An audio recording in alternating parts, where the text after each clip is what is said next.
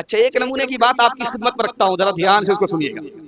जब किसी की लड़की गैर के साथ भाग जाती है तो हमारे जवान को जोश में आकर के क्या बोलता है, हमारा जवान जोश में आकर के क्या बोलता है, जरा लड़की तो मिल जाए उसके टुकड़े कर देंगे, और अगर लड़का मिल गया तो उसके टुकड़े कर देंगे। यहां गैरत दिखाते हैं, लड़ने और मरने के लिए तैयार हो जाते हैं, और जब अपनी शादी की बात आती है तो फ्री में शादी करने के लिए कोई गैरत नहीं दिखाता। लड़ने मरने के लिए गैरत दिखाते हैं, लेकिन रस्म और रिवाज को खत्म करने के लिए कोई आगे नहीं आना चाहता। तीसरे नमूने को आपकी खिदमत पर रखता हूं। लिखने वाले ने लिखा कि मुसलमान सिर्फ शादी पर पैसा बचा ले, मुसलमान की गुर्बत नहीं, पूरे मुल्क की गरीबी दूर हो जाए।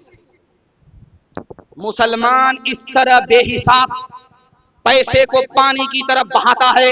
ये जो कुर्सी आप देख रहे हैं, 3 तरफ की कुर्सी है, और जवानों ने जलसा किया है इस मौके से। ये कुर्सी है, ये कुर्सी तो 1/3 है।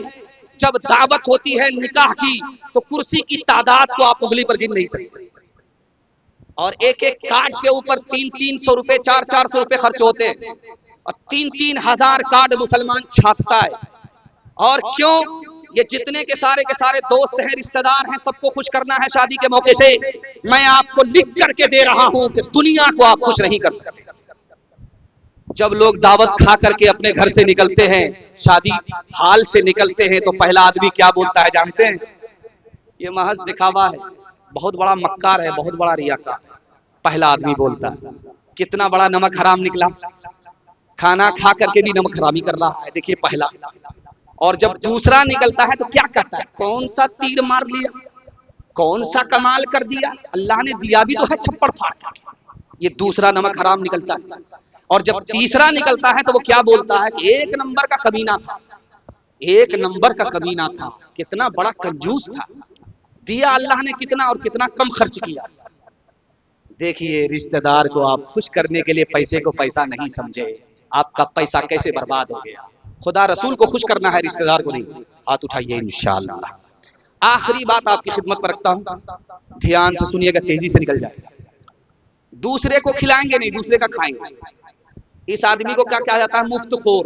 उसका पेट है कि इंडिया गेट, न फटता है न भरता, और इतना खाता है कि उसका पेट आगे भाग रहा है और उसकी कमर पीछे जाती है। जब वो जमीन धरती पर चलता है तो धरती भी दहल जाती है।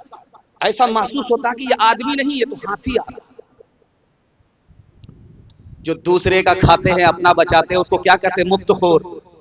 उससे किसी ने पूछा कि कुरान में 6666 आयत है, कौन सी आयत तुमको पसंद आई? कुलू वशरबू, खाते रहो पीते रहो। सुभान अल्लाह। उसके बाद उससे पूछा कि कौन सी दुआ तुमको पसंद है? तो कहता रब्बना अंजिल अलैना माइदतम मिनस समा, मालिक आसमान से ही दस्तरखान भेज दो। हाल न पूछे दर्द न बाटे इस जंगल के लोग, अपना अपना सुख है सबका, अपना अपना सो।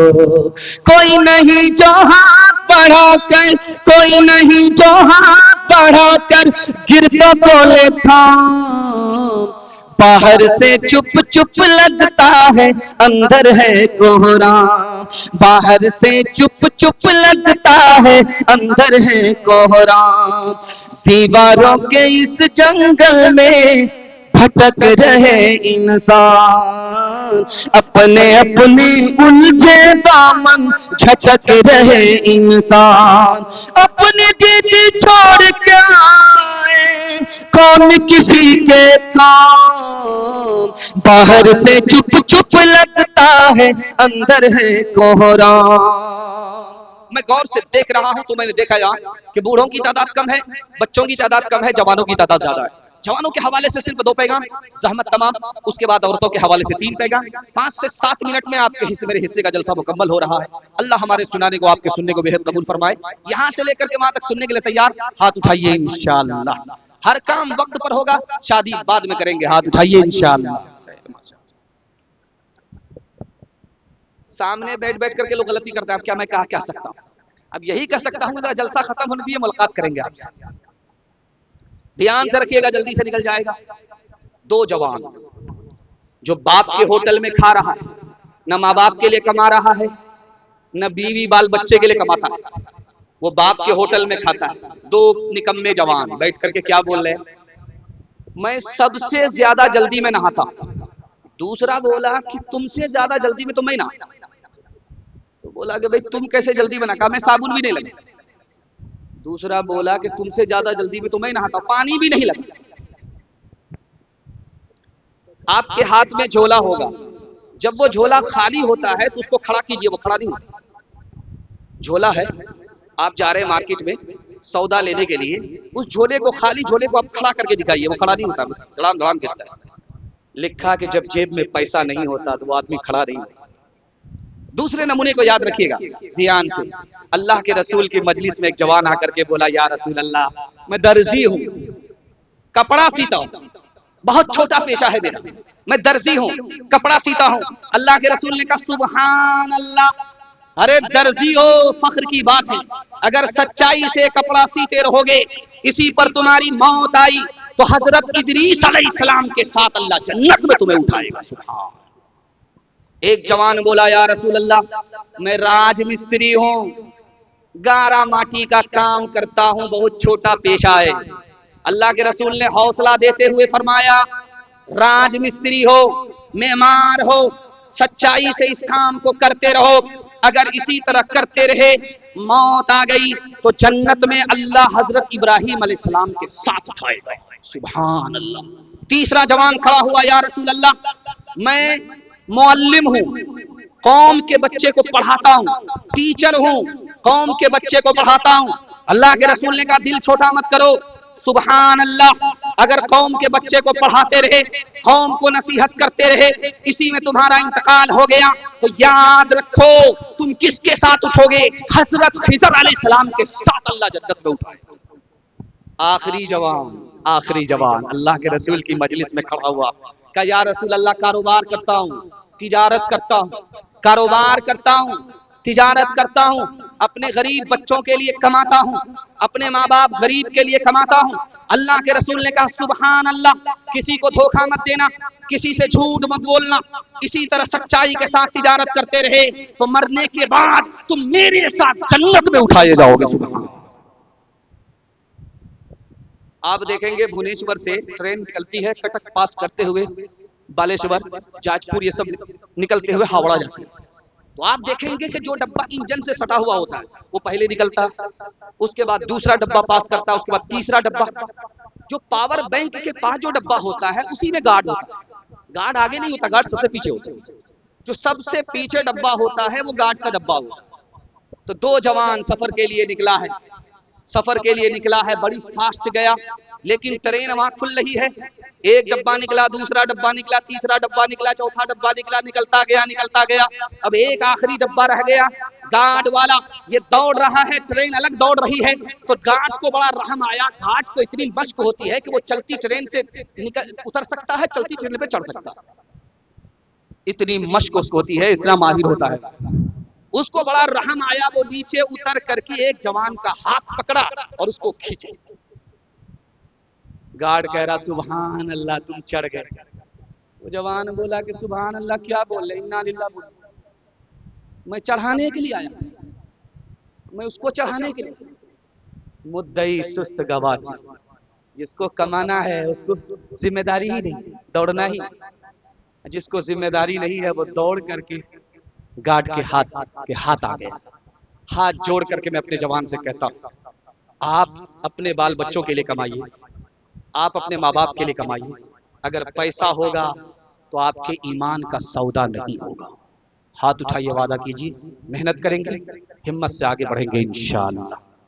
चीनो अरब हमारा, हिंदुस्तान हमारा, क्रिकेट की फील्ड में है सारा जहां हमारा, क्रिकेट की फील्ड में है, गेंदों के साए में हम पलकर जवां हुए हैं, बल्ला VIP है, कौमी निशान हमारा बल्ला भी आईपी है। बॉलिंग से डरने वाले बरतानिया नहीं, हम ओवर में कर चुका है तो इम्तिहान हमारा ओवर में कर चुका है। दफ्तर है सब मुअत्तल, स्कूल है मुकफ्फल, क्रिकेट में मस्त है पीरो जवां हमारा, क्रिकेट में मस्त है। दुनिया में 232 मुल्क है, हर मुल्क में क्रिकेट है मगर एक मुल्क में नहीं है। अल्लाह आपके इल्म में इजाफा फरमाए, मेरे मुताला को ताज़ा फरमाए। आप अपने बच्चे को सिर्फ क्रिकेट से बचा लीजिए। अच्छा, आपका बच्चा आसमान से सितारे तोड़ करके आपके कदमों में ला करके रखेगा। क्रिकेट से सिर्फ बचा लीजिए। 232 मुल्क है दुनिया में, किसी में क्रिकेट नहीं है। हर मुल्क में क्रिकेट है मगर एक मुल्क में नहीं। जानते हो वो कौन सा मुल्क है जिसमें क्रिकेट नहीं है? जर्मनी।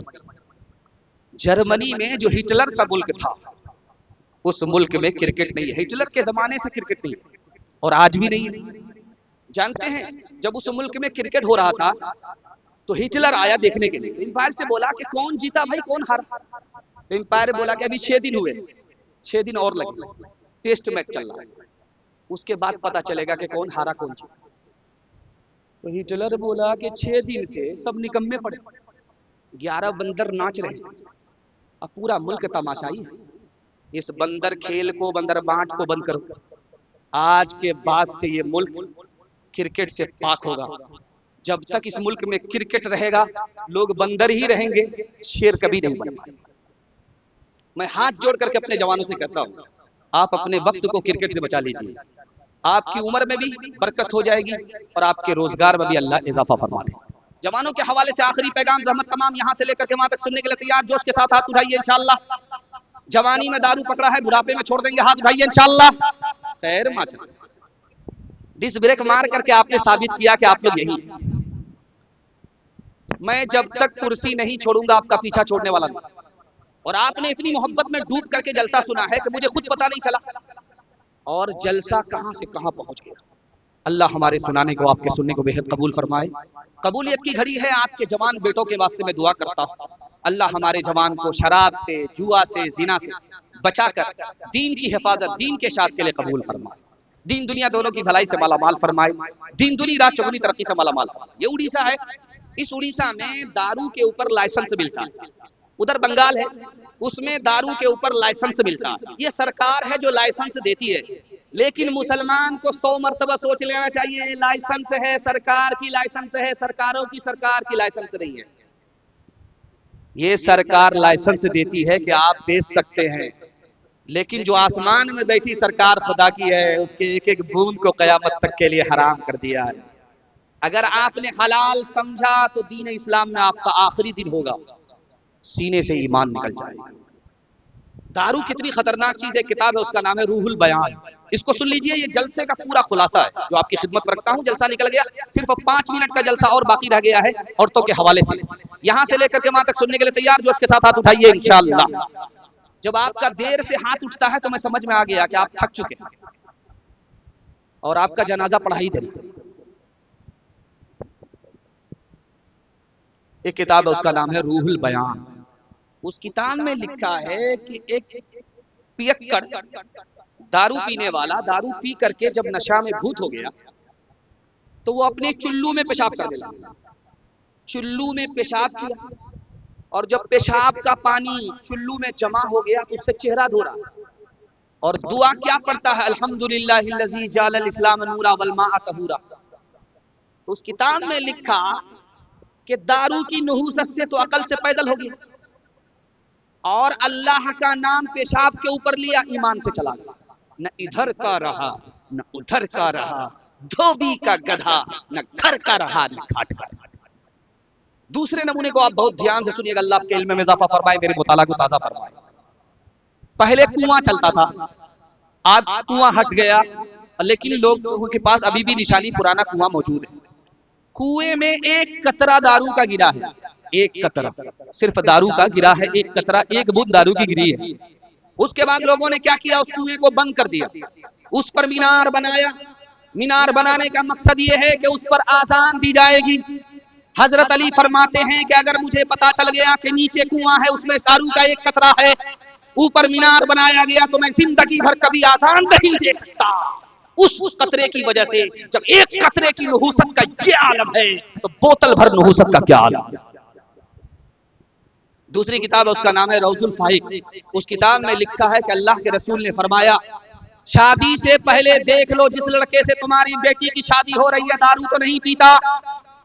अगर तुम्हारा दामाद दारू पीता है और शादी से पहले तुमको मालूम हो गया कि ये लड़का दारू पीता है, इसके बावजूद भी तुमने अपनी बेटी उसके हाथ में डाली, तो जैसे वो लड़का गुनहगार, उसी तरह बेटी का बाप गुनहगार। तीसरे नमूने को आपकी खिदमत में रखता हूं, इस पर पैगाम को खत्म कर रहा हूं, आंख से पट्टी हटा रहा हूं। अपने जवानों के वास्ते दुआ करता हूं, अल्लाह शराब की नहुसत से एक एक जवान की हिफाजत फरमाए। अल्लाह के रसूल की शैतान से मुलाकात हो गई, रमजान के बाद तो शैतान आजाद हो जाता, शैतान से मुलाकात तो अल्लाह के रसूल ने शैतान से कहा, तुम्हारा मेहमान कौन है? कहा, जो चोर है वो मेरा मेहमान। कहा कि तुम्हारा दोस्त कौन है? कहा, जो बेनमाजी है वो मेरा दोस्त है। कहा, तुम सोते किसके साथ हो? कहा, कि अक्कड़ के साथ सोता हूं।